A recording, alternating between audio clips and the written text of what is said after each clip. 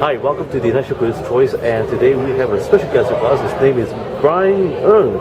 He's the owner of the Spice Table in the United States, Los Angeles, California. And for those who do not know where it is, please, folks, do log on his website or even call his office at 213-620-1840 for directions in Los Angeles. About Spice Table, Brian, tell us more about it and why you call Spice Table. Yeah, well, first what we do is we cook Singaporean and Vietnamese food, very much inspired by the street food of Singapore and Vietnam. Now, Singapore, because that's where my family's from, and Vietnam, because that's where my wife's family's from. And so it's very much an ode to both of our cultures, right? It's a format for me to kind of introduce Southeast Asian food to a broader audience. And the name Spice Table comes from, well, I was just thinking about different names that I could have. Table for me represents eating, family. And then spice, of course, are the types of things that we use when we cook the spice. And it makes it a sort of allusion to spiciness as well, which is very prevalent in our dishes. Now, Brian, you spoke about your wife being Vietnamese, and you got that inspiration from her, and as well as Singapore cuisine. Now, what's your love affair with the Singapore cuisine? And is there really a demand in Los Angeles? Well, my love affair for Singaporean cuisine comes from my heritage. I grew up eating Singaporean cuisine. I'm born in Los Angeles, but I've been coming back here ever since I was a young child. And one of the sort of pivotal experiences that I had growing up was eating here in Singapore back in the 80s at the Satay Club, right? And I remember, the smells, the taste, all the action, the people cooking the food with the charcoal, and you can hear all the sounds and everything. And it's a very, very visceral experience that to this day still influences what I do.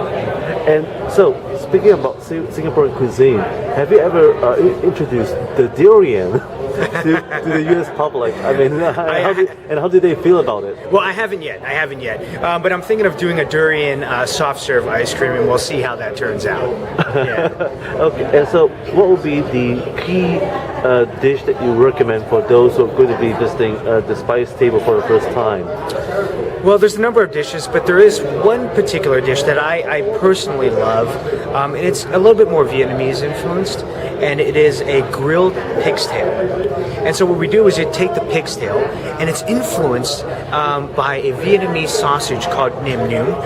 And I took those flavors, fish sauce, garlic, right? And then I braised the the pig's tail until it's nice and soft, and then I grill it. And then I serve it with some lettuces, some herbs, and fish sauce. So what you do is you take the meat and some of the fat and the skin from the pig's tail, you mix it all together, you put it on the lettuce, put some herbs, right? Dip it in the fish sauce and eat it.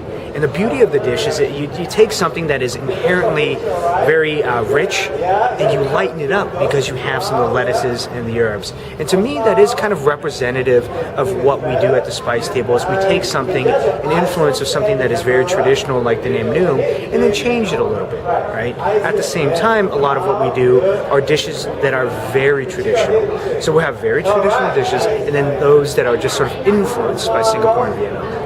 Now, what's next for you guys? Would you be introducing a new menu soon for Spice Table? We change it. We change it around, and every time I come back from a trip, like I'm in Singapore right now, and we're going to be going to Vietnam later, I always come back with all this inspiration. And when I do, we change the menu quite a bit. Now, what's next for street food, and what is good street food in your own philosophy? I think for me, good street food has to have a lot of soul. And that's the beauty of street food, right? It's very, very soulful.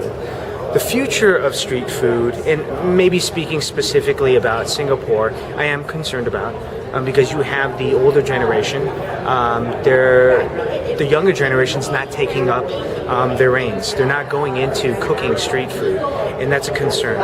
How it will change, how it will evolve, I'm not sure. It might be a little bit more commercially driven than anything else, and that concerns me. What I can do from my point of view is, number one, hope to encourage others, right, who are interested in cooking to cook, go into the profession, right? It's a great thing. I mean, I'm a career changer. I used to be a consultant for biotech companies, and then I made that change, and it's the best thing that I've ever done in my life, and it defines me now, and I love what I do. So I hope that encouraging people, that will help, and then street food will change. How it changes, I don't know, but hopefully we can influence it in that way. Now, what kind of trends do you see in the United States right now on street food, and why is it that street food is still being outlawed? And do you think that the lawmakers are going to change that? Okay, so it depends on your definition of street food, because it's not necessarily outlawed. As an example, if you were to have a food truck and it had all the health department requirements, then you would be legal, right? There are other street carts that are not, because they don't have hand washing stations and that sort of thing. And there are groups in the United States who help these vendors maybe go to a specific area where there is hand washing, where there is areas where there's restrooms, that sort of thing, and then they kind of stay in one location, right? So there is that's involved. As far as street food and how it is in the United States, I think it's amazing. It's growing. A lot of, you take even, fine dining experiences, 4-star white tablecloth restaurants who are taking cues from street food and doing that. Because again, it's all about soulful cooking, right? And that's what street food is. So, Brian, what advice would you give, for aspiring street food lovers, and especially who wants to take up as a career? What would be the 3 key things that they could learn from you and take away? Since we're growing in a society there's a lot of affluent and well educated. Should they dare to take a leap and so forth? And what sort of challenges they should expect when they take if they would choose this career? There are a lot of challenges. I think if you want to go into cooking, you have to expect that. But like any other industry, if you want to excel, you have to expect those challenges. And the number one challenge is, you need to work in a kitchen. You need to know what it's like to work in a professional kitchen before you say go to culinary school or anything else. You got to do that first. Then you'll know whether or not you love it. After that, right, it's about working at the right places, learning the right things. And again, I'm going to go back to soulfulness, because you need to learn and understand the soul of a cuisine in order to excel. You have to have good technique. So again, going to working with the right people, that's really, really important.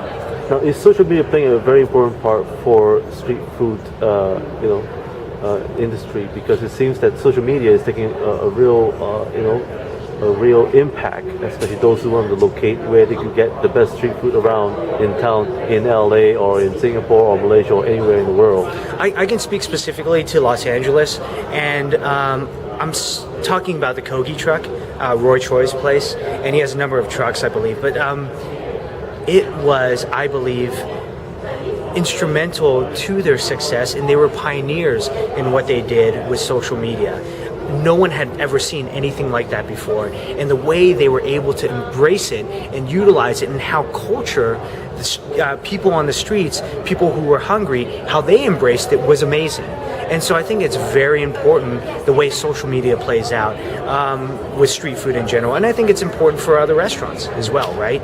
I think Instagram is a great thing. I'm on Instagram a lot, and it's a way for me to communicate with my followers of maybe dishes that I'm working on right now. And the interesting thing too, it's been a way for me to communicate with my other colleagues.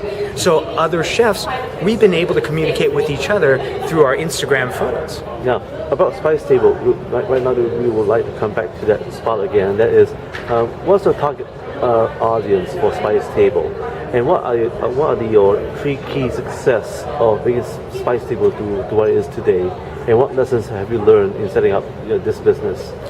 My target audience I want it to be as broad as possible because the reason we opened the Spice Table is to introduce the flavors of Southeast Asia to a very broad audience. And so I'm trying to hit as many people as I can, and we've been very fortunate. You know, I have people who are younger, we have people that are older, you have people that are wealthy, and you have people that are just kind of scraping by, but they want something good to eat. And so we've been able to hit all of that demographic. It is a challenge because in the States, Singaporean food, even Vietnamese, haven't made the inroads that, say, Chinese food has, or Japanese food, or even Thai food.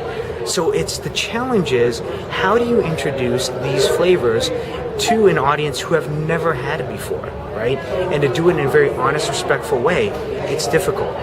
And so what's good about it is that you are introducing these people to this new type of cuisine, and there are people in Los Angeles who are very much eager to try it.